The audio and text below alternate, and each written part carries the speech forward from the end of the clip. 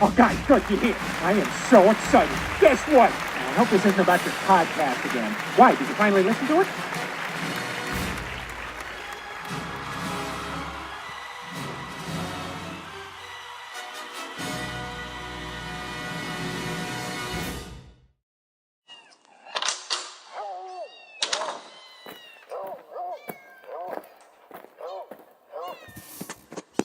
The Groomer Next Door is recorded in front of a live studio audience.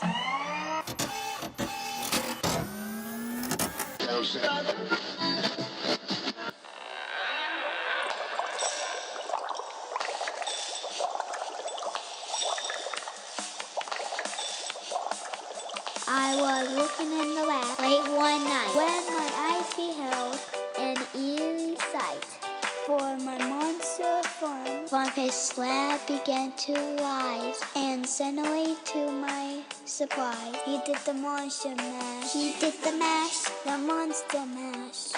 The monster mash, it was a graveyard smash. He did the mash, get caught on in a flash. He did the mash, the monster mash.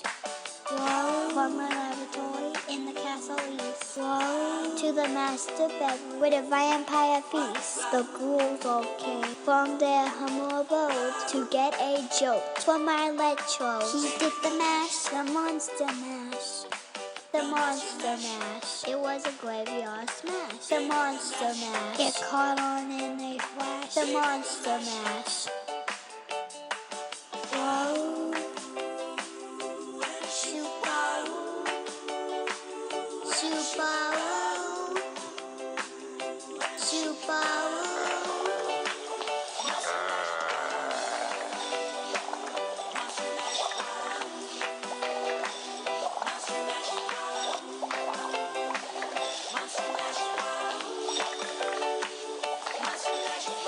Have a happy Halloween. And here's your host, my mommy and daddy, Chris and Stella Green. Hello, pups and kittens, and welcome back to the Groomer Next Door podcast. I'm your co-host, Chris Green. And sitting next to me, as always, is the ever so cheerful and very happy Sarah. Hello. Well, that was our first enjoyment of our Halloween intro music that was provided by Claire for Monster Mash. I thought that was very appropriate. We always like to do holiday themes during this. And the level of patience that it took for you to have her do that and record it at the same time, put it together, is amazing. It was awesome. It was awesome. I've never noticed, right, when we start talking, everything just magnifies in sound. I know. You would think that the audience would actually be a little less vocal. It's like 2 seconds ago, it was a lot quieter. Yeah, it was mute. I know, and just like casual talking like people do sitting at tables since we are at Panera. And then all of a sudden the Cappuccino machine goes off. We don't get any promos from them. Oh, excuse me. A coffee shop. Slash bakery. Yeah. Slash restaurant. Because they deliver food now. Oh yeah, that's right. So this episode brought to you by. No, I'm just kidding. Yeah. So thank you, Claire, for doing that music for us. This is episode 96, and we're back from a sabbatical. 1 week, definitely needed time off. Every once in a while, you need kind of a rest, a vacay, just a time to reboot. Right. And that was definitely last weekend. Well, it is a lot of work to put these things together, and we did put together a video and a podcast. So last week you actually had multiple different avenues to watch us. I haven't even looked at the numbers on what our newfie has gone to, but I know it rose really quick, so that was really cool. So if you haven't watched it, it's on YouTube. It's under our video podcasts. Yeah. So this week we have, I want to call this the ADA rule kind of stories. It's a lot of Americans with Disability Act law stories. And we're going to throw in a whole new segment this week, which is going to be called Guess That Breed. So, anyways, without further delay, let's dive into the weekly roundup. The weekly roundup, yeehaw. So this week on our weekly roundup, I'm only going to remember one day, and that was Friday. That was the debacle from it all. Fridays are usually our worst days. You would think that Friday would be the day that was the easiest, but Friday never happened. I'm not going to work tomorrow just because of Friday.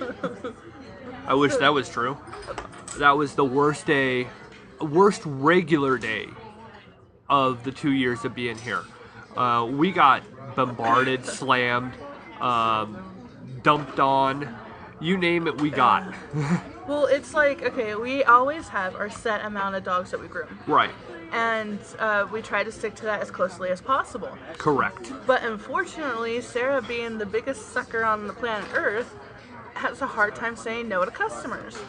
That is true. And so, one person wanted to get their dog in. Okay. My brother's 21st. Uh-huh. I'm sorry, there's... Across the street from Panera, there is a Giant Oktoberfest going on at a Catholic church, okay? And there is a minion walking. I'm sorry. ADD took me to that minion. It's No. The walking around. stories today are ADA. Well, my story starts with ADD. And there is a huge Walking minion. walking minion. yeah. I mean, like, I want to run over there and just hug it. Wow. Oh So my gosh, yes. I so think it's Bob. so Sarah is a It's sucker. Bob. It's the minion Bob. She loves to give people. she'll put us behind the 8 ball, and won't think anything of it. Well, this one that we put ourselves behind on purpose was a lab.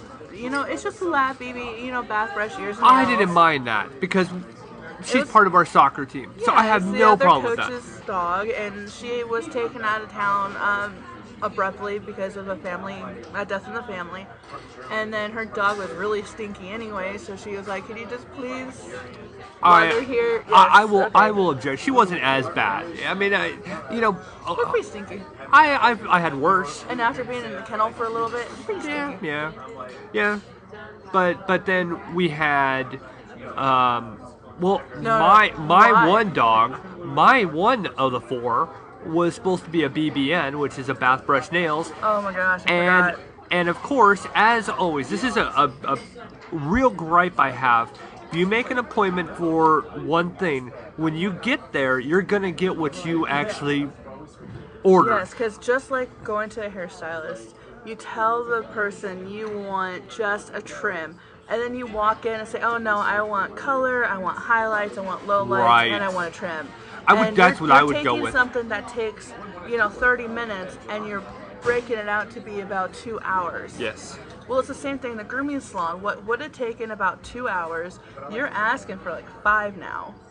Because not only do you do the brushing and the bath, but the cut. Right. And it was a Samoyed. No, that wasn't. Yes, That wasn't yes, Friday. it was. Yes, it was. The Samoyed was Friday. Wasn't it? No, that was another the dog. only one that wanted to cut. Oh, that was no. I did one on Friday. No, you didn't. Not Yeah, the I one did. that was Oh, the scheduled for- Samoyed was Thursday. Oh, okay, then you're The confused. one that I was thinking about was the aggressive one.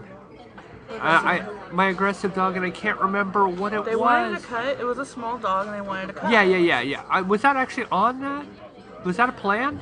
Yes. Oh, see, that's was how already- how messed up I was from last week. Yeah, the Samoyed. The Samoyed was the only one that came and wanted a BBN. Okay, that was Thursday. Okay. And Okay, asked folks, for you a can haircut. see where that kind of can be confusing. Oh yeah, and explain to all of our listeners why you wouldn't do the cut that we were asked to do. The reason why you don't cut down a Samoyed is because the hair growing back properly is slim to none. Once you start tampering with the undercoat, it's not going to grow back right. If you get the long stringy stuff, that's one thing, but the instant you hit thickness is the instant you're going to ruin the coat. The likelihood of it growing back right from now on is going to be close to nothing. I mean, it's going to be just a fuzzball when it grows back out. But again, they know this already because they hacked off the tail, the hair on the tail. Because a Samoyed's tail is supposed to be long and fluffy and just absolutely, gorgeous white. And that's what he used to be. I guess I should say free flowing would be the actual proper term. And they already hacked at it themselves at home, so I had to clean it up. I can see where that actually now blended in.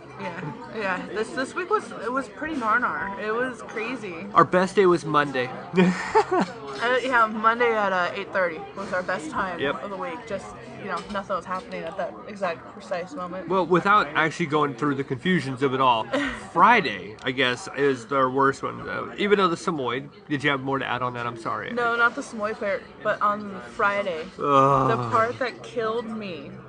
Oh, I'd love to that hear which part. When Walking in the door was mine. walking into the bathing room, and I see Maggie, our 16-year-old poodle that screams bloody murder for everything. This is in the afternoon that this happened. And not even just the afternoon, it was about 2 o'clock when I found this dog. Yes, that's right. It was about that late. I walk in, I'm like, uh-oh. So I walk back out. I go and ask Keith and Jesse, why is Maggie here when she's not on the books? I love Maggie to death, and even though she screams for the entire groom, or not the entire groom, that's over exaggeration. She's old, so her arthritis is bad, and to move her is to really be very cautious and slow so we don't hurt her. Yes. And we have not done anything to pressure her into grooming or getting groomed. So we, she's longer in certain spots. It's not as perfect because of her ailments. But she does scream for quite a bit of things. I mean, you can just look at her and all of a sudden she starts screaming. I go in and I said, why is Maggie here? And they said, well, she said she had a grooming appointment. But why didn't you look at the books? Yeah. That's what was my complaint. Did you look at the book to see if it's here? No. Well, where is she going? Oh, she's headed out of town. I'm like, oh, I'm supposed to get a hold of a lady that is getting out of town for a weekend? Yeah, you know how impossible that's going to be? So I just had to grin and bear it. Yeah, that's where I have my thing. This is where I don't know what happened. From my aspect, I don't know if it was just I didn't want to look at the books laziness.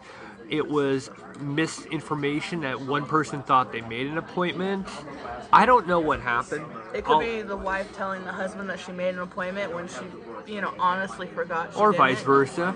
Or it could be someone that forgot to write down the books. Right. This happens more than it doesn't. There's definitely some answer to this that we'll never have. The problem I had with it wasn't like we had 3 dogs, 4 dogs. We had 10 dogs. 10. And that was 6 for you and 4 for me. And 3 was a bath brush nails. All 3 were big. And 1 was a groom, which he bit and fought the whole time. That was hard. Yeah. So yeah, I don't want to go back to last week. And pretty much it's that's what sucked for us is our last weekend. My mom was so nice and generous. She bought us a new bed because we were complaining that our bed it squeaks the whole time. It's a little old bed, but we've never gotten around to going and getting a new one. Well, we were gonna do this in February or March. Yeah, we were gonna do it next year. That's a good time though. We're just gonna deal with it. Well, yeah. Well, okay. It's not being cheap, folks. Let me stop you on this. It's not that we were being cheap. It's that a lot of times, everybody has big sales when it's tax time. Tax time. That's right. And that was part of it. Tax break. Usually, you can steal something for practically nothing. So it's like, okay, well, we talked about it. Well, that changed up everything last week. That's pretty much why we didn't do a podcast. Is we were too busy rearranging our place. So we get this bed, and we went from a king size to queen. And in our king, Chris and I never hit each other when we, sleep. We're in 2 different areas. Well, we have, that's why we had a big bed, so we didn't have to see each other or be around each other. But another reason is that we can have all 3 dogs and all 3 cats in the bed at the same time. And I am not the type that make my dogs get off my bed. I am not the type that make my dogs get off the couch. They're going to be comfy too. And we get the bed, Our Chihuahua can't make it up the bed because now we have an actual bed frame instead of it laying on the floor. So it's up on a frame, really nice. Our Chihuahua can't reach it. It is a beautiful bed. I mean, I'm gonna give it that. It's beautiful. I love it. It's comfortable. It is comfortable. I mean, it is. There is definitely a side to it that it's the kind of bed I would have gone out and bought. Exactly what I would have bought. Every aspect.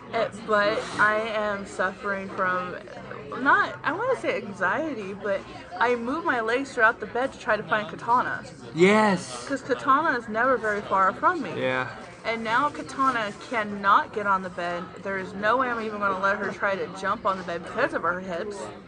Roxy, being the lab pit bull she is, she can jump and over 6-foot fences if she wanted to. So an easy hop up on the bed is fine for her. Going down, she's a little hard though. But she's hard now to sleep in the bed with. Because she squeezes herself in between us. And now that we have a queen, there's hardly any room. It's rough. That's the rough part. I'm about ready to close the bedroom door now. But I don't want to be away from the dogs at night. I want my dogs around me. And so now I kind of hang my leg down on the floor a little bit and I search for Katana. And I find Katana, I start petting her with my foot. I'm like, okay, my dog's right here, I'm good. Yeah. And then I look over and then there's Belle somewhere, the cats are somewhere. I think I've seen Belle over in Claire's bed. She goes over there now. Belle hangs out with Claire, and so does the cats. The cats hang out with Claire. Yeah. But yeah, so. Well, welcome to the inside glimpse of our life. We call this, Life. The Groomer Next Door cribs. Is that what we're gonna call that?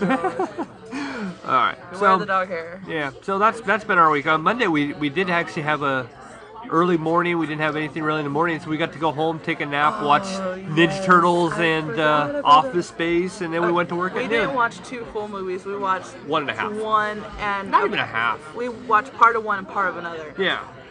The good parts of both. And we were able to take a little bit of a snooze. I was like, this week ain't gonna be bad at all. No. I actually expected to get wrecked, which we did. Yeah, so that's our week, folks. Hope you guys had a better one. All right, let's move on to G&D News. All right, this week on G&D News, we have 2 really good stories for you guys to ponder and kind of get through. See other pieces of life and other people who struggle with things that we take advantage of. And how one missing dog can change the life of one person. And how one little piece of technology can actually save all problems and actually get your dog back. So, Claire, play that clip. All thanks to the kindness of strangers and technology. Arlena Bovian has the story of how the dog and her owner were reunited. Hold still, Bella. It's a tiny device responsible for reuniting Terry Leatherwood and his service dog, Bella. My heart started beating again. She's my heartbeat. It was last week when Leatherwood left Bella in the backyard of his Hillcrest home for a doctor's appointment. He says witnesses saw a woman and her son in a yellow Honda CRX pull up in front of his house. The witnesses saw her take the dog from the baby after he lured it under the security gate, put it in the car, and drive off. Leatherwood says he went looking everywhere for Bella, even asking his community for help. I had to get donations because I'm on disability, just to post the flyers up for her. After days of searching, an employee at Juniper and Ivy in Little Italy spotted Bella in the parking lot. She contacted Little Italy Association, and they contacted Harry and Mary's dog care. You could tell she was missing her family, and we just wanted to make her comfortable and try to reunite them as soon as we could. Owner Christopher Morgan took care of Bella in the meantime. He posted these flyers online with hopes of tracking down her owner. But it wasn't until he took her to Amici Pet Hospital, where staff scanned Bella for a microchip. Find the microchip and look it up on petmicrochiplookup.com, where we were able to find out who manufactured the microchip, contact them, and they were able to trace down the owner. If it hadn't been for the chip in her and all the help from everybody, I'm a recovering alcoholic. If I hadn't had her, and then when I lost her, it's like my heart stopped beating. And that's just, and I'm so grateful and so thankful. Alina Abovian, Fox 5 News. They look like they belong together. So the story, starts off kind of sad. It has a real happy ending, as you can tell, and it actually shows how we actually need to microchip our dogs. You have I don't understand why this mother would drop off her kid to steal this guy's dog. I mean, obviously there are a lot of bad people out there. Oh my gosh. And being a parent doesn't make you automatically good. If you're a POS, you're a POS whether you're a parent or not. Yeah. Oh, there's a minion again. Sorry. So, squirrel. Right. The only thing I would like to see advance in the technology of microchipping is making it universal. And so, like, they had to find who made the chip and then locate through their system. database. Yeah. Well, it seemed like it was pretty quick though. It can be, but what happens if it's on an off day? What happens if their servers go down but no one else's does? Yeah. If the microchips were universal, it's that much quicker they can get a hold of the person instead of waiting for a third party. And if you actually have looked on the market now, there's a lot of technology coming out where there's on your dog's collars, there's actually a lot more GPS tracking. So that's very important if you're really one of those. But the problem I'm having with the GPS trackers from these companies is that they're charging a service, a monthly service on top of what the device costs. The devices are usually ranging from $150 to more dollars plus. Yeah, they're expensive, plus the monthly fee. Yeah, and I think the monthly I've seen as low as $10. But what drives me bonkers is like what, only the rich can have their dogs safe and sound? Yeah, it's kind of where we're at. That's not right. It's new technology. You know, it's the same thing, like, why is their kids more important than my kid? Why is their dog more important than my dog? Why is it okay that, since they can afford it, why is it that my dog, I can't keep my dog safer than this because I can't afford that? Right. Yeah, because, I mean, when you think about one of these devices, you're buying the device and then you're buying the monthly service, and that monthly service is the same price every year as what you pretty much paid for the device, and you're just rebuying the device on service. So I like to see a little bit of a differential in that. Yeah, and all that money is being, you're paying in. It's just to keep your information there. Yeah. It's not to do anything. Well, no, there's a special with GPS it. tracker now. It actually Well, shows I know, where it's at. But what I'm saying is that that's already set up. Yeah. It's not like it costs money to keep it going. No. They're just charging you so they can just collect the money, because they can just say, oh, you didn't pay, click, it's offline. Right. It's deactivated, suspended. It's not costing them any more money to keep it on. Right. Yeah, I'm not a big fan of that. I've reached out to companies that actually make these products to talk to them. They don't want to talk, which is kind of funny in that sense. One day I'm going to try pushing that again, but for the most part, when we have time. Yeah, I don't. I'm trying to get this campaign started that I want to start in November, and that's not going anywhere right now. Yeah, we don't want to say anything on that. Yeah, no, I wasn't going to. Mention it. Well, yes. That's a teaser. So, microchipping. You see the Pay importance. the price for it to be inserted. They take down your information. That's why it's so important to keep your information up to date. You change your cell phone number, you call the veterinarian. You change your address, you call the veterinarian. You have to keep it up to date. Very true. So yeah, that's pretty much that story. So the next one, this next one really got me. The airlines are they're getting worse, and that's my problem. I'm having such a problem. Their airfare is going up and their quality is going down. Yeah. I mean, I remember, when I was a kid, we used to fly a few times up to the Bay Area, Los Angeles to San Francisco a lot, and it's such a high price to fly such a short distance, 500 miles, and you're spending $200 each way. And I never understood why. I did get clarification why, and that's because it's a short flight. It's the long flights that cost less because it's just a standard. And it's kind of like idling a diesel. Pretty much.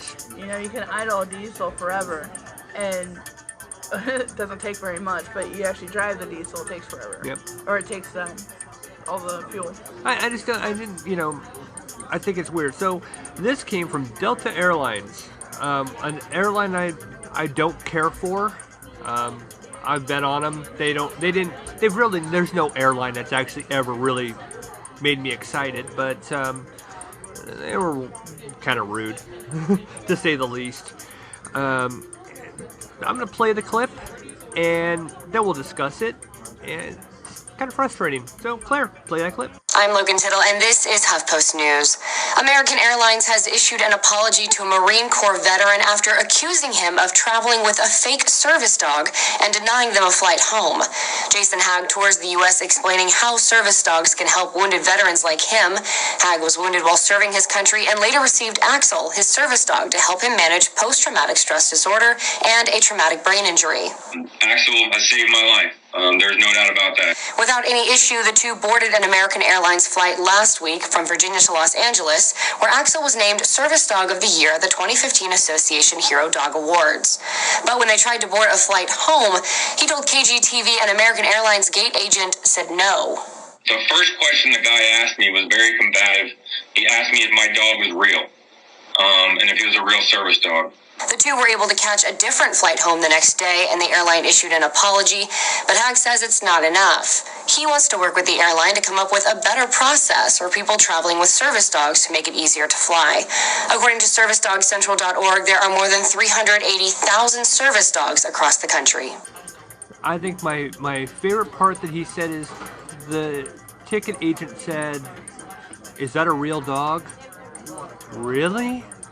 Oh really? I want to be the biggest a-hole when someone says that. No, it's a puppet. Of course it's a real dog, stupid.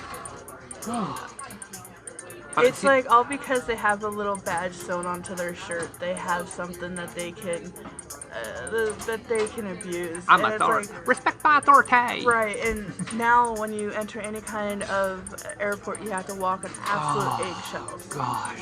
And so they could simply say, "Oh, nope, I don't want you flying on our stuff," and you're kicked out, and you're banned. Well, look at Kevin Smith. They kicked him off a flight because he was large, very large, and they were saying that he was too big to be in the seats. That's terrible. Or he had to buy an extra seat or something. I think they just kicked him off. I don't think they actually. I don't remember. Ridiculous. But there's lots of stories. I mean, sidebar to it. I was flying back internationally, and I flew into Chicago.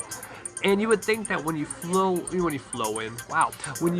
in, right, I speak English. When you fly into an international airport, you would think that you would, go in, you'd be in a terminal, you've already gone through security, and you would just move to another gate.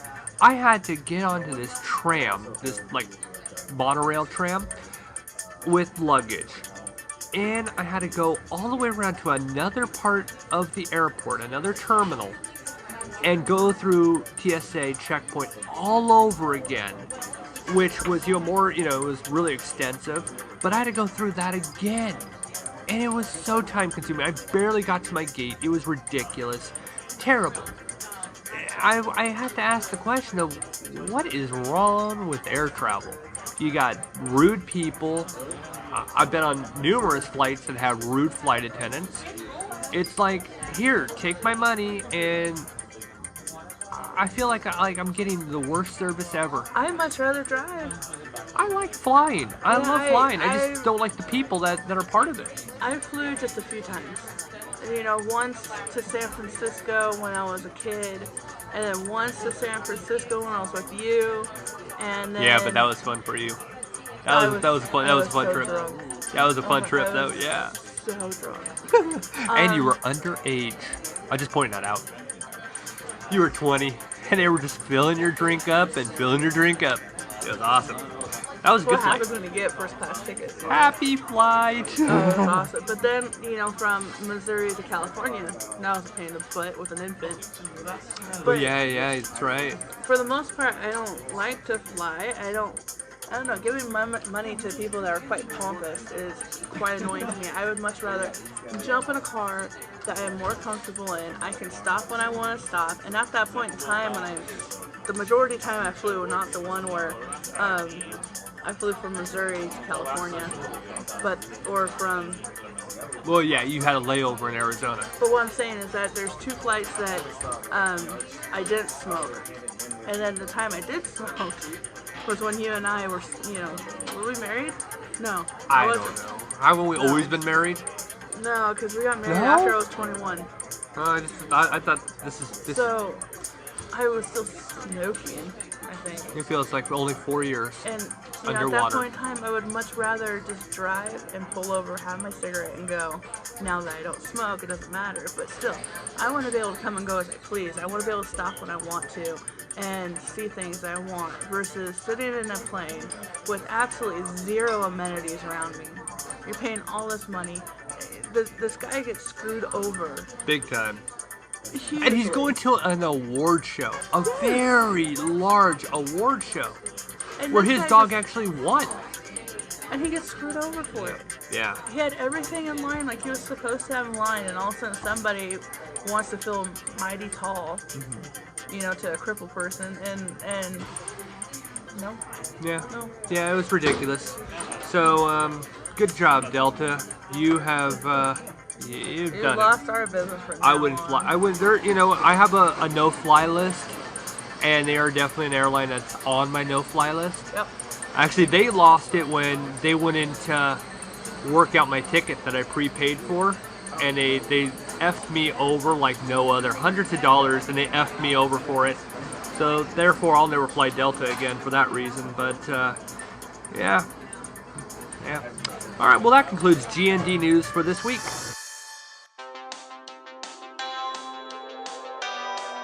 Guess the breed.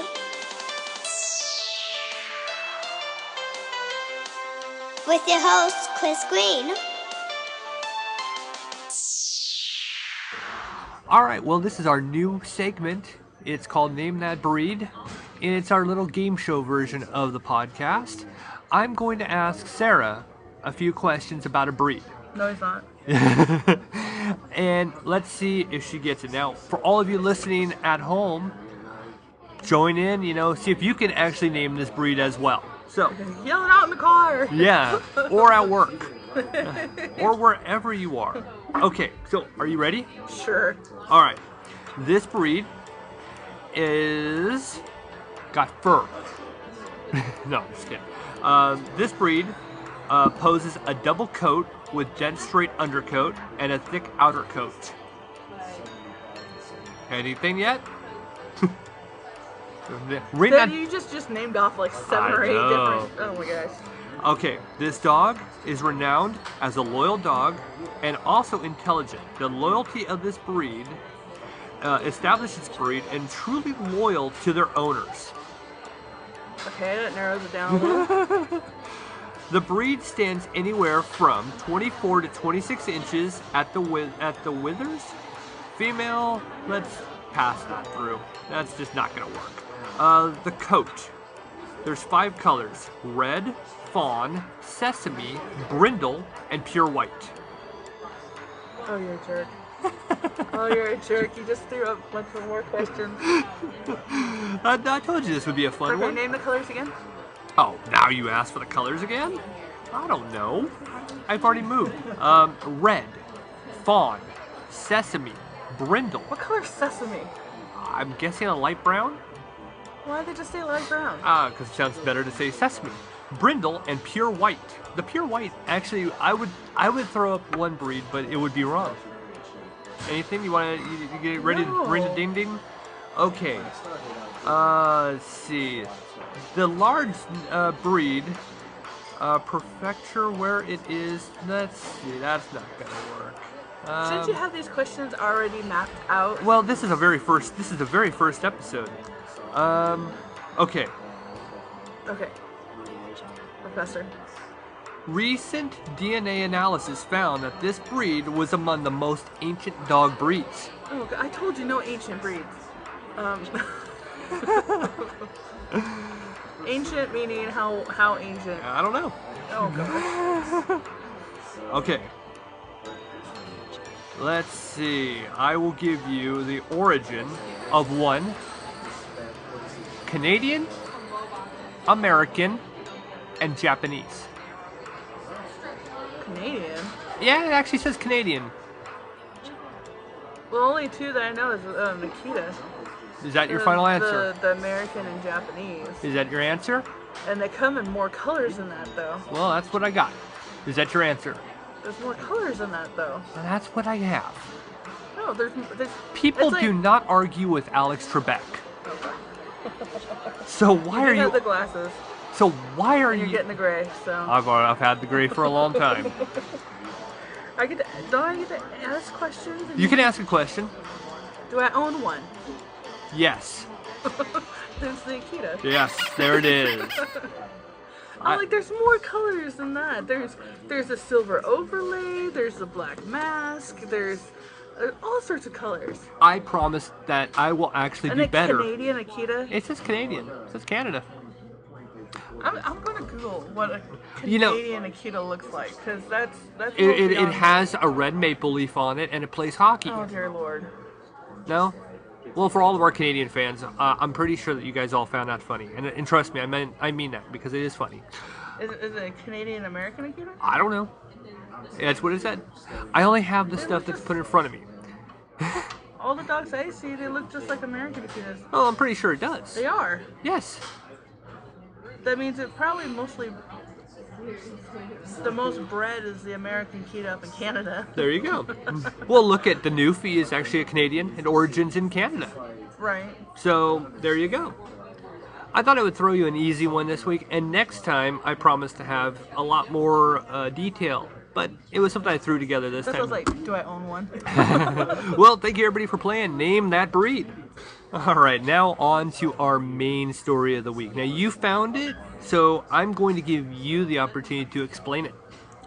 All my fellow groomers out there who started in a big box store, and most of us who, the better that we get at grooming, the more likely we are to leave the big box pet stores and find more of the independent shops or even open up our own shops. This is going to chap your hide. I don't know if any of you guys really notice this or if your corporate has told you anything about this, but take a look and listen and really pay attention to what is said. You might want to think twice about what is being said and the actions that are being taken. That is true. You know, you can have your opinion on this, and your opinion is definitely, yours, and there is... Just pay attention to the details. Right. All right. So, Claire, play the clip. Back now with controversy at a major pet store chain over bath time policies for pets has one local disabled man fighting for rights he says were violated. Ryan Honig, who has cerebral palsy, is never far away from his service dog, Pico, but when he was told that he couldn't go with his dog into the grooming area, he took matters into his own hands, not just for himself, but for others with disabilities and service dogs. Fox 5's Lene Burns met with Honig and Pico today for the story. Come on. Good boy. Give. Yes. Thank you. Pico has been at Ryan Honig's beck and call for the last 18 months, always at his side, but he is more than just a companion. What would normally be a day of insurmountable challenges for Honig is made doable because of Pico. The bond is unlike anything else that exists between humans and I'll say traditional pets. Because as I've mentioned, he's never more than a few feet away from me at any given point to help me with anything that I need, picking up things that I drop constantly, helping me with automatic door switches and light switches and drawers and anything that I need. Ironically, during the week of the 25th anniversary of the Americans with Disabilities Act last month, Honig faced an unexpected challenge while taking Pico for his regular grooming and bath. I was told by their new store manager that they were enforcing a policy that did not allow pet parents, as Petco refers to them, in the back cutting area. But Honig says Pico is not a pet. He's a service dog with extensive training. He contends their working relationship could be damaged if they are apart. Should he be mishandled, that could interfere with how Pico helps Honig. Ryan says another reason he was concerned about not being with Pico during bath time is that federal law requires he be in control of his service dog at all times. He says if he wasn't with Pico during his bath, he might be in violation of federal law if something went wrong. Petco responded to our questions today about this by saying they welcome all guests, including those with disabilities, and they are committed to following ADA rules. But, quote, out of concern for the safety of our customers, their pets, and our partners, the service areas in our grooming salons are not open to the public while pets are being groomed. So Honig has created a website called letpecowork.com to circulate a petition to get Petco to change its policy. He's doing it, he says, not just for himself, but for others who deal with similar struggles. We've made a lot of progress, but this shows that even now in 2015, with all the progress we've made, that we still have a lot of work to do. Lene Burns, Fox 5 Local News. All right. Well, first of all, definitely as it goes, ain't nobody got time for that kind of thing for me. So I'm gonna let loose the hounds. Let them go. Okay, when you first look at this story, you think, oh my gosh, you know, this poor guy, he's in a wheelchair, he has anxiety problems, he needs to have his dog around 24/7. This poor guy just got his dog ripped from him. You know, it's this poor guy. The part that nobody really understands and nobody really sees is the fact that things can go dangerously wrong very quickly when an owner is around. A dog is a dog no matter what, whether they're working or not. You don't look at a dog and say, oh, I'm sorry, you're on duty right now. No, I'm sorry, you only get 2 bathroom breaks during your shift. You can't go right now. You don't tell that to a dog. You can't. Yes, the dog knows how they're supposed to behave while they have their gear on and when it's time to act that way, but they're not anything more than a dog, you know? They aren't meant to be our slave in a sense. Well, he refers to it in 2 ways. He refers to it as it's a dog, it's a service dog, but then he refers to it as his buddy. Exactly. He contradicted himself big time. Now, the reasons why big box pet stores have their policies is so that they protect the owner and they protect the groomer, all right? Reason 1 why they do not let owners back in the back where they bathe dogs is, for 1, it's slippery. Well, he doesn't walk, so he doesn't have to worry about it. Okay, all right, fine. Then that covers that part. You don't have to worry about him slipping and falling and hurting himself. Now 2, there's not much room in the back in any salon to wash dogs. You have to utilize the space for kennels, washing, and blow drying. Okay, blow drying machines are out. You know, blow dryers are there. If they're not in an open, exposed place, bad things can happen to the dryer, and then you're wasting hundreds of dollars. If the person's in the way, that causes even more problems, backing up the entire salon. Okay, so here you have this man in a wheelchair that cannot just hide in a corner because he does not stand. So since he cannot stand, he can't just hide in a corner. And you know, since he's in a wheelchair, he can wheel himself back there without slipping and falling. But then he can't stand to stay out of the way. So now you have this person in this bulky wheelchair in a spot that's confined, that you cannot let anybody else work around him because you can't run the risk of him getting hurt by another dog on a lead, because you don't know how that other dog's going to act in somebody that's in a wheelchair, because you don't know the dog. 2, if the dog slips your grasp and starts running and jumps on him and hurts him. Yes. Because it does happen. You have a dog on a lead, you're walking him back to its kennel, and then it turns around, bites through the lead, and takes off running. That does happen in some situations. Now, what if this guy in a wheelchair is in the back in the bathing area, and his bulky wheelchair will not let anybody get around him? Isn't that a fire hazard? It is a fire hazard. And he's blocking the only exit for the groomer. What are you going to do? Make all the big box pet stores reconstruct their entire place so that the groomer can get out and not have to worry about that person blocking the only exit? What you're calling it is wheelchair accessible so that we can have spectators in the back watching. Now, yeah, what's the point of having a I have No, sorry. yeah. I'm just asking questions or adding. See, you know, I and do. you understand, but people out there don't. Well, that's why we're know. talking about it. So then now you have a bulky wheelchair blocking the way and a dog running up behind him. The dog doesn't want to get washed. The dog's hyper. The dog jumps over the guy in the wheelchair, lands and knocks his head sideways. There's an injury that Petco now has to pay for because he got injured on Petco property. Right. So tell me, how is that even fair? No, it's not. Okay, now you take it to where you leave the pet owner out front. Okay, then there is something at every salon that's called an express groom. That means they take the dog and they wash, dry it, and send it home. You know, they do the nail trimming while they're drying. You know, they put box fans up, or they wait till the dog's all the way dry through the force dryer, do the nails, clean the ears, send the dog home. We do it.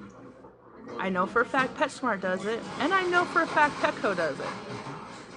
So then you have this guy who has this problem that he feels he needs to be elevated above others. Yes. Because he has a disability. Most of the time, yes. If I see a guy try to open up a door and he's in the wheelchair, you bet your sweet bippy I'm not going over there and opening that door for him, so he doesn't have to struggle for it. Yeah. But why should it be okay for him to go in the back to watch his dog being washed and groomed when I can't? It's that that situation that we're watching a lot, and that is, you have to respect my needs, my wants, my desires. All because I have a disability means that I can have whatever I want. Yes. It's a 5-year-old throwing a fit. Yes. All because you're 5 years old, you can't do certain things, so you're going to throw a fit until someone does it for you. Yeah. No. Rules are in place to protect the groomers too. Yes. All right. Beforehand, when I worked at a big box pet store, customers can come past the gate to hold their dog for a nail trim. I trimmed the dog's nail. The owner wasn't holding the dog right. And I got bit and I have stitches for it. Yep. Now that policy's changed. Either I do the nail trim on my own without the owner's help, or I refuse it because the dog's too aggressive. And then it goes to the veterinarian and either is manhandled by a vet, sedated by a vet, or completely restricted and, you know, bolted down to the ground to get the nails trimmed. So there we go. Because the customer can't do it right, I had to deny the customer the next time. The dog's never allowed to come back in to get his nails groomed or trimmed. They must go to a veterinarian. There's more to it, though. Say, for instance, he is able to go back there, and he's, you know, sitting there right by the tub, and the dog shakes, and soap gets in his eye. Then he gets an eye infection. There it is. Because the dirt and debris got into his eyeballs because the dog shook. And then who's he going to sue? Either the Petco or the soap manufacturer that made the soap. Or both. Or both.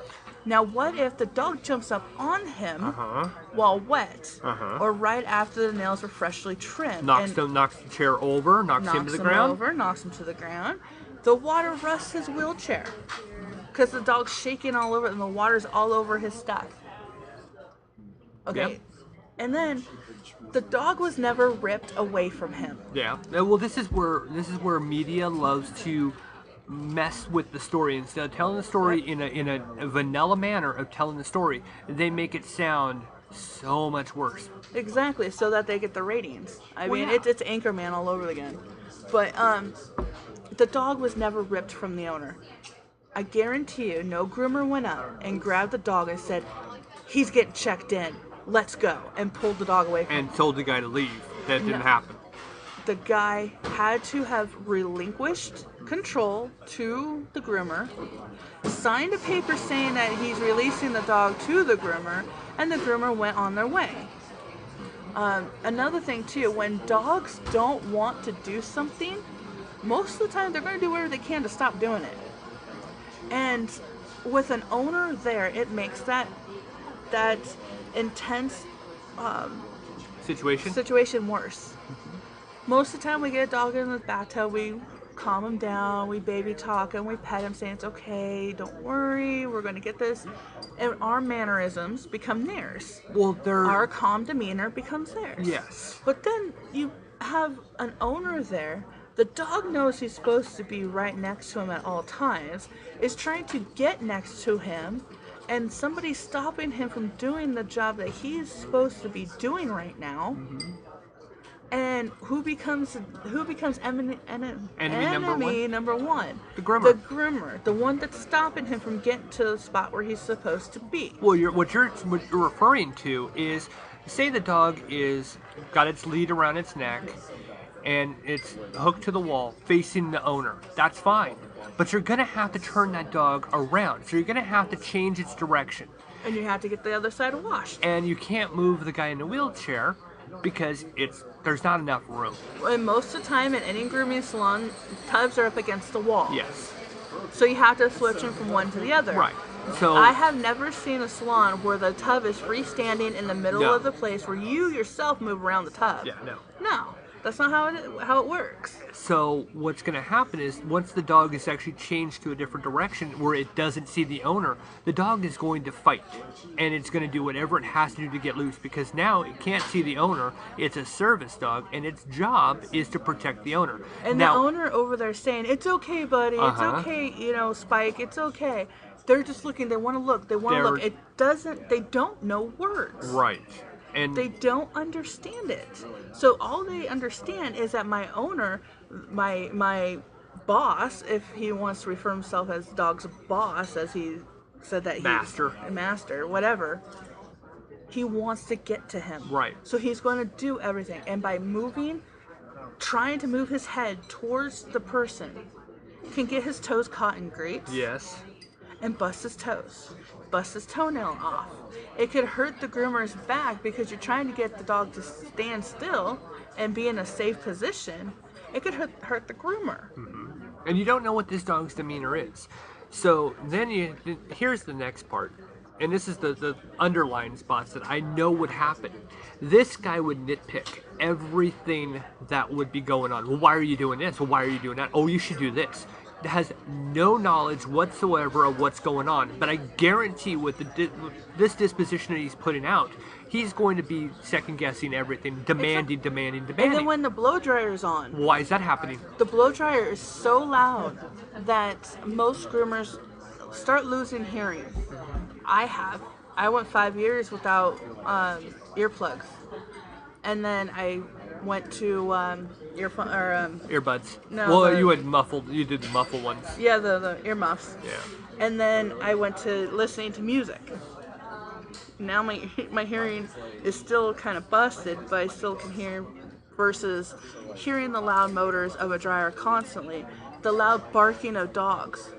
Now he says he has an anxiety problem too. Right. So what happens if you have a guy in a wheelchair, in the bathing room, water, soap splashing everywhere, and dogs barking at him for being there? Because dogs in kennels will bark at you. And here's the other thing you haven't put into scenariyo.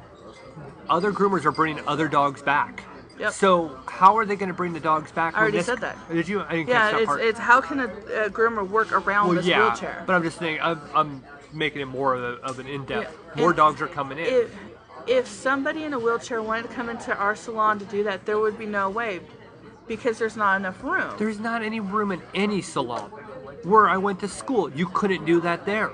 Right. You couldn't do it here. You couldn't have done it in our old complex, or how we had it before. All the stores that I've worked in, there wasn't a single one that would have been big enough to support a wheelchair and have everybody else grooming like they should have.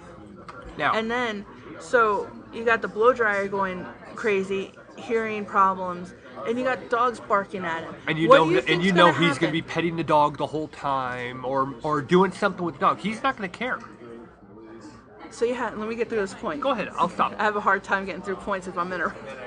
So you have these dogs barking at him. What does constant barking and constant loud noises do to somebody who has high levels of anxiety? Well, for one, it would make them disoriented, agitate, more of an anxiety attack, possibly even a full-on anxiety attack, heart attack, stroke, whatever. And if the service dog is facing him and sees this going on, he's going to get to him, and there you go. Who is enemy number one again? The groomer stopping the dog getting to the person. There are so many reasons for these rules of these big box pet stores that need to be there. I mean, they have stupid rules, like no tattoos when I was there. No groomer can have a tattoo. Hair showing. color? You can't have different hair color. You know, you can't, you have to wear black shoes. You can't wear any other color. Those are stupid rules to have. Well, yeah, because hair color shows that you have creativity and style. Yeah. And tattoos, same way. Exactly. Now they changed it to where you can have color and you can have tattoos. But those are stupid rules. Yeah. Rules are not stupid, are in place for safety. And also, he said that he's responsible for whatever the dog does. Well, when you sign your paperwork to check the dog into the grooming salon, any dog, the owner is responsible for it. But every Petco, every PetSmart has a insurance policy that covers their groomers. And then groomers themselves have insurance called AD&D, it's accidental death or dismemberment. So that if they do get bit and they lose a digit, a finger, then they're covered for it and they will get payout for it. And then if a groomer's hurt on the job, on property, then PetSmart can pay for it. They have the insurance. So this BS that this guy was throwing out, how he thought that he was, by letting his dog go to the back without him being right next to the dog, is against federal law, is a load of bahookie. You cannot be in that same room if that dog needs his teeth cleaned at a veterinarian. You cannot be in that same room if that dog is getting surgery at a veterinarian. So you cannot tell me that you have to be in sight of that dog 24/7 every single day of the year during every single moment. Because I guarantee there's a time where you're either peeing or taking a shower and your dog's not right there. Right. There is a time where you're having intimate intercourse with a partner in a bedroom that the dog's not going to be right there unless you're some freak. Maybe they like to be watched. I know, right? Let's not take that away from them. So okay, but now here's the thing. Now we're not saying that people can't, with these limitations, cannot have their dog groomed. That's where the differentials come in. There is a way, and anxiety. Here's the thing. Anxiety with owners to animals are very high. We see it a lot. They like to say that the actual dog has anxiety, separation anxiety, if you want to be specific. It's not the case. It's the other way around, 9 out of 10 times. It's the owners not wanting to relinquish control over the dog, or they don't want to be separated from the dog. So therefore the dog shows anxiety of wanting to be back with their owner. Right. And when actually what it is that the dog knows that the owner's going through anxiety and the dog wants to stop it. They understand that, they can smell it. Now, how is it that you can get your dog groomed, be there, physically be there, and watch everything? Yep, there is ways. I know that there are some mobile groomers that have a trailer that the back end of the trailer comes down and there's a ramp. You can park yourself right in front and watch them do the entire thing. You have to make sure you get the permission from the actual groomer to be able to watch. And then there's also groomers that come to your house and they wash them in your tub. They brush them on your floor. They trim their nails on your floor. They bring their grooming table and they trim your dog's hair right there in front of you in your own home. I actually know of an old customer of mine who lives in Springfield now. Instead of getting into a cab and going over to a grooming salon to drop his dog off for how many hours, and then get in that cab and come back with the dog. He found somebody who comes to his house, sets it up right there, and starts grooming his dog right in front of him. He also suffers a lot from anxiety. And anxiety is a real disability. So we're not downgrading the disability. No. That's the thing. We acknowledge the anxiety and the disability. That's the one thing we acknowledge. What we're actually not acknowledging is the forcefully putting our lives at risk because you can't handle being apart from your dog. Well, it's you need to respect my feelings. You know, we've now adjusted to this, you know, you're hurting my feelings kind of world, which the problem is that we've taken it to such a far extent, and we see this when we drop our daughter off every morning. I have an anxiety watching my child walk into school. So I have to sit here and watch my kid and back up the line, and I don't care. The problem with that is you're wanting everybody to respect your feelings, but you don't care that you're actually hurting other people, having to make them wait longer. Yeah, and their kids there's times where we leave the house 20 minutes early, and Claire's still almost late getting in, because of so many parents watching their kids walk up. Okay, you have a huge anxiety about your kid going into the right area. Well, one, drop your kid off earlier where there's teachers there. I say park your car and walk your child up. Park your car. That's walk your child. Homeschool. It takes the same time. If you can't be away from your kid, homeschool them. Yep.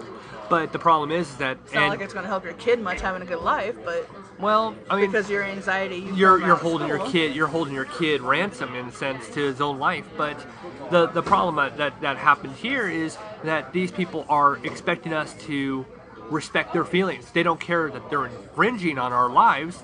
They just want to make sure that they're getting nursed, and that's what this guy's doing. Part of it is, yes, it's annoying when a customer's watching. In one of my salons, there were windows and mirrors everywhere. So any customer watching, the dog's going to pick out that customer. And it got annoying, constantly having to move the dog. And then running the risk of cutting the dog because the owner is out front knocking on the window. That's the big saying, one. Hi, puppy. Hi, puppy. You are running the risk of your dog getting cut. You're grooming a moving object. What do you think's going to happen? Yep. You have sharp clippers in your hands. You have sharp shears. You have nail trimmers that can cut any part of the dog. Well, that's it, though. You're trimming the nails on a dog, and you have a quick. Some dogs are harder to find the quick than others. And you get black nails that are hard to find that quick. That dog moves, you quick too much, you're going to have to take that dog. And you're going to have a bleeder. Oh, yeah. They'll have to go to the vet to get cauterized to get the bleeding to stop. Because the owner didn't respect the groomer. Right. We are here to help your dog. That is it. And we collect a paycheck in the meantime. Now, most groomers at a big box pet store like Petco and PetSmart don't make much. Nope. They've actually cut them big time. And my salary since leaving a big box pet store has grown significantly. So that's why I say most of the good groomers take off after a few years. When I first started, I had to sign a contract that I was going to be there for 2 years. And I did, and I ended up being there for almost 5. Right. But I can't believe we're actually we're backing up Petco. I know. Let's take this out of it, folks. I mean, if you've been listening to us long enough, you know we never support a big box store, but we're actually on their side. No, I'm standing up for groomers in general. That too. The groomers at Petco, the groomers at PetSmart. I think Petco actually stood behind their guns on this one and said that's what it is. And I respect that. Don't cave on that. It is what's more expensive? Dealing with somebody pissing and moaning or dealing with accidents all the time. And it is much better to deal with one person pissing and moaning. Now, again, I am not downsizing his disability. No. He has a legitimate complaint Yes. about having anxiety. He has a legitimate problem not being able to get up and walk. Yes, he needs his service dog. Yes, he should be able to take his service dog wherever he needs to go. Unlike the guy on Delta? Right. That's horrible. But And he has the right to have his dog. But us groomers have the right to stay safe. I would rather say, I'm sorry, we can't groom your dog. But then the groomers are going to be infringing on will be discriminating because he is a disabled. No. It's I like have the telling, right to refuse no, service. You can't, not against the disabled. If they're going to make that kind of claim, that's terrible. Well, yeah, but you don't know he's going to make that claim until it's already done. Yeah, well, that's because true. obviously the dog got groomed and then handed back. Yeah, he just so was he was venting. sitting there stewing on it. How am I going to get a few extra bucks I and bet get you a free groom? I bet you he's pulled in some money off of this one.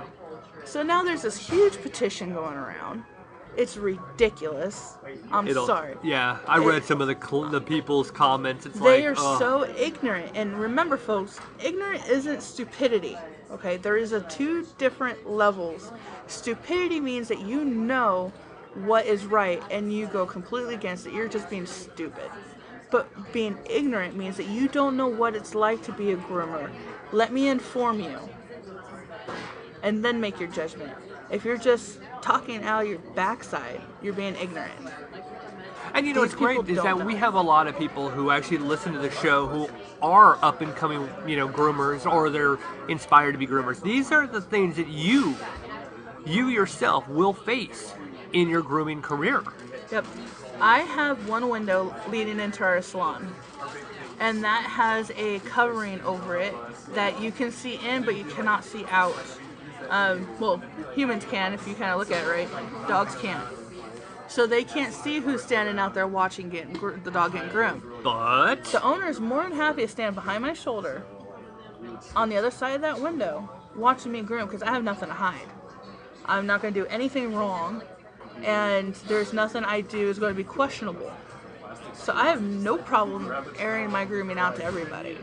We also film it. Yeah, we film them. But I'm not going to let you come in and sit next to me watching the dog get groomed. I've seen a couple times where people will, and I say a couple times, and I mean that loosely, where, owners will come in early thinking that their dog will be done, and, they're 10 out of 10 times, they're always really cool about, oh, my dog's not ready, no worries, I'll just wait, maybe 10, 15 minutes, and when that owner's out there, they're typically talking to whoever's in the front of the place, and they end up, talking, and the dog ends up hearing it. And once that dog hears that voice, it becomes unbearable to actually get that dog. It is very unbearable to get that dog finished. I've told you guys the story about Grooming Academy. We didn't have that wall up. So owners would come in, and the dog would go nuts. Or just at a random, they would think that that's their owner. And there were times I had to stop because the dog was just out of control. It was a safety issue. So I would stop, put my stuff down, and just wait till the person left. And that happens in general, too, when people are just walking by. I know there's times where I just drop my tools and wait till you're done doing whatever you're doing so the dog's not paying attention to you. Yeah. Oh, yeah. Yeah. Dogs have ADD. What? Yes, What are you doing? What? Huh? The minion's out again. I see the minion. Oh, gosh. There's a minion. There's Bob. Oh, boy. There's Bob. This episode brought to you by Despicable Me. Bob the Minion. Anyway, and the upcoming movie, Minions. Available on DVD. A speed groom or a quick service groom or a in and out service, you might have to pay a little extra because then the person has to stop everything they're doing and finish your dog. It can happen, and most of the time happens within less than an hour. This was a Labrador. It can get done and out in an hour. Yeah. Nails trimmed, bath, brush. The blow drying might not be all the way dry, but that's what you run the risk of when you're trying to groom a quick service. Oh, look at! I have a smooth coated collie every Friday. Same thing. It's an in and out. Yeah. And he is in and out in just over an hour.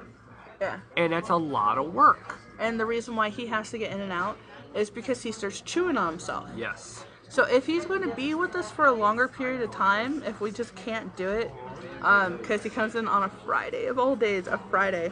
Every Friday. We let Henry have his back. Behind me, there's a nice, section where I'll make a bed and let him lay there. That's right where we groom our big dogs. Yeah, It's he right doesn't sit in a behind me. kennel. Even after the groom's over, he never sits in the kennel. He sits on his bed behind us so he doesn't start chewing. Right. You know, so if you start a relationship, a positive relationship with a groomer, you'll be able to get away with a little bit more. So if this guy stopped complaining about his ailments. He's a groomer jumper, though. I guarantee that, yeah, too. I bet he does. I bet he takes it to whoever he feels that should take him, and they have to take him right away. Oh, yeah. Does probably never makes an appointment, demands everything, and wants to pay as little as possible. Doesn't care that, hey, you know what, you're asking for extra amenities, you want, different things, you want the add-ons. I'm sure that this guy says, I'm in a wheelchair, so you should give it to me for free. Yep. And that's the problem. That's the problem, is you are not any more special than anyone else. Look, you were dealt a bad hand, and for that, I'm sorry. Right. But don't take it out on the world. It's like, look at my dad. My dad was wheelchair bound the last year of his life. A little longer, I thought. A little longer? Yeah, a little longer. Anywhere he went, he had to be in a wheelchair. Yep. And if he had to get put into a car, he had to be transferred. Yep. So that means we had to go, when we went to Springfield to take him to his doctor's, had to rent a car. Well, it's like if us going to Enterprise and complaining that my dad, who is an overweight man, wheelchair bound, can't get inside the economy size car because we want to pay the economy size car rate. You don't have an ADA price? How dare you? Yeah, how dare you? My dad's in a wheelchair. Yeah, you should be giving me the $9.99 special. He has a handicap placard, Yeah. so we can park closer. Why don't you have an economy car that I can easily wheel my dad up into the car? That's like a van-sized car, right? Ugh. It doesn't happen that way. There's certain things that can't. I am all for paying extra money in our taxes to make sure that all the sidewalks have wheelchair ramps. I have no problem making sure that all of our sidewalks are kept nice. Unlike in Napa. Yeah, are kept nice so that the elderly, the disabled can walk without fear of falling. Right. I don't have a problem with that. I do not have a single, I have a tiny, nothing, no problem with handicap parking. Nope.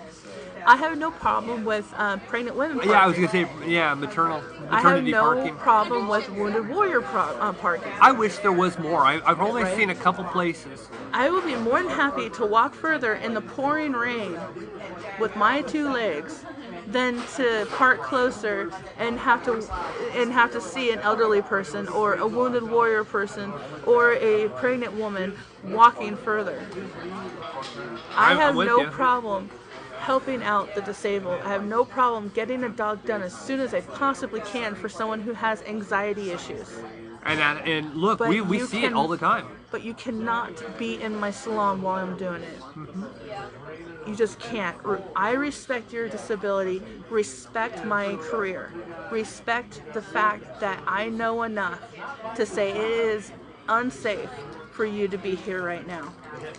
And you need to have the respect to know that I am looking out for the safety of your dog and the safety of mine. Because I want to go home to my daughter in one piece. I want to go home to my daughter and still have my career. Because one cut can end a groomer's career. And if that cut is because a disabled man in a wheelchair with anxiety problems wants to watch their service dog get groomed, no. Yep. Sorry. Well, any last thoughts you want to put into that one?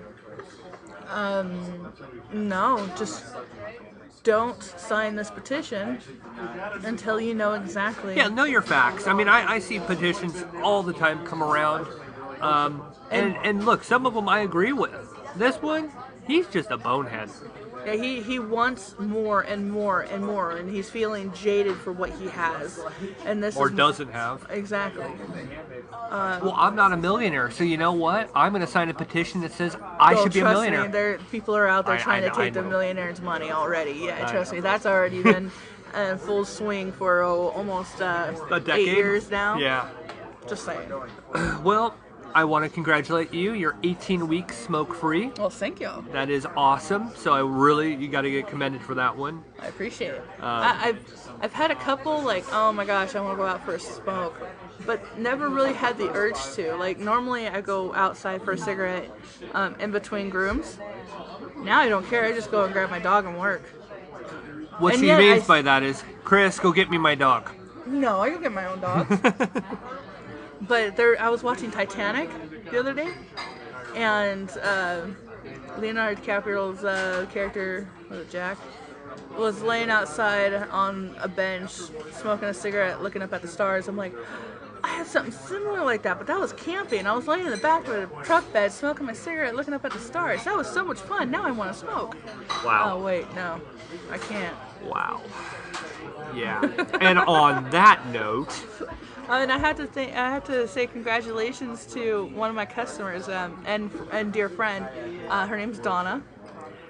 She was inspired to quit smoking around the same time I was. She was asking me how was I doing it, because I quit cold turkey,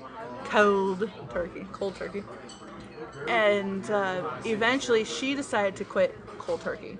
That is cool. I was a little worried because she wasn't saying much, but now she posted that this should be week 7 of her smoke-free. That's pretty cool. So congratulations, Donna. Keep it up. And because you mentioned that, I actually almost forgot another segment that I haven't done.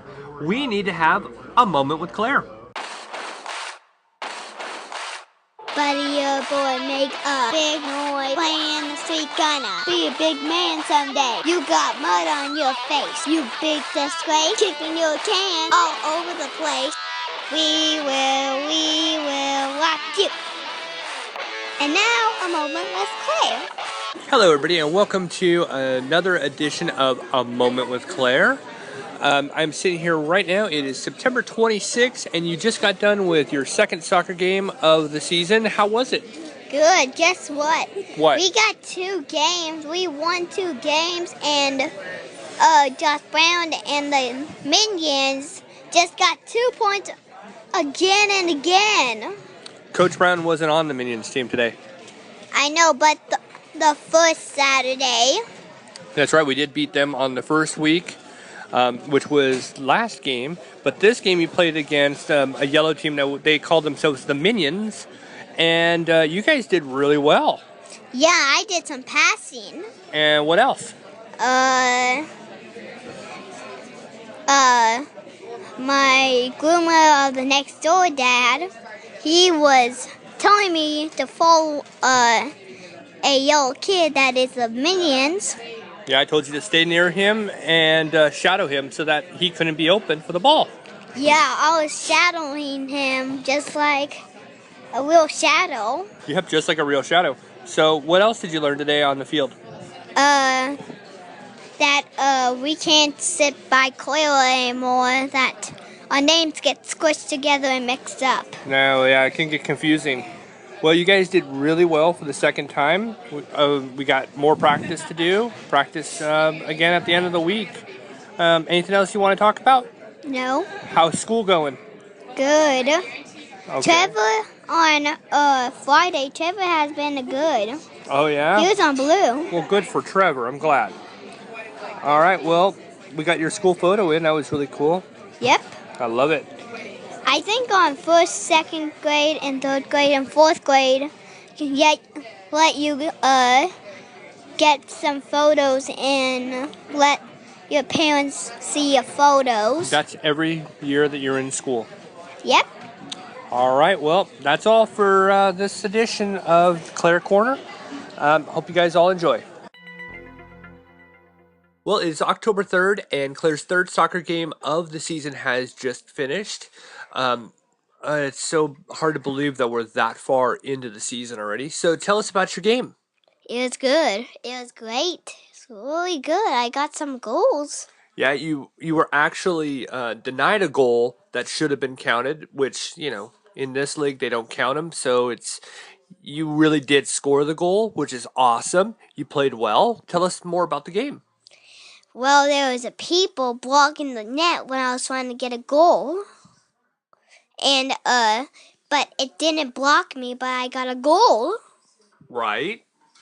And then I was trying to keep up with the ball.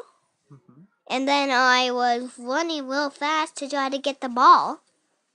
You did really well. You played great offense and great defense in the game. You were passing the ball really well. You guys are looking really good this season. Yeah. So, what else do you want to tell us about the game? I don't know. Well, one of the things that made me laugh is the coach kind of had on the other team had a mini meltdown on the field. That was quite comical, and her kids just weren't responding to her coaching. And well, all the parents on our side, they were kind of having fun with it. They start heckling her. Very rare have I ever seen that in a game. All the years that I played, I never saw anybody heckle another coach, but this game they did. So, what was it like for you on the field? Was there a lot of things going on? Were you feeling normal? What was going on? What was going on with me? It was chilly out there. It was really cold out there. You're right. Yeah. All right. Well, is that all you want to add for this game? I guess so. Editing right now the videos from her soccer season. It won't be available to everybody. It'll be available to those that are on our Facebook page, not our show page, just because we want to keep it kind of intimate. But some of you actually probably will see these videos because we do have a lot of people that are on our Facebook, our personal Facebook, and to all the parents that their kids are part of the team, we make sure a copy of it will be for them. So thanks, Claire. Appreciate it. You're welcome. Bye. Bye. And on that note, I am Chris Green. Have a pet-tastic week. And I'm Sarah Green, making sure everybody realizes life is so short. Play with your pet. Claire? Have a good day with your pet. Goodbye. Okay, bye-bye, everybody. Okay, gotta go in my bedtime. Was without doubt the worst episode ever. Rest assured that I was on the internet within minutes, registering my disgust throughout the world.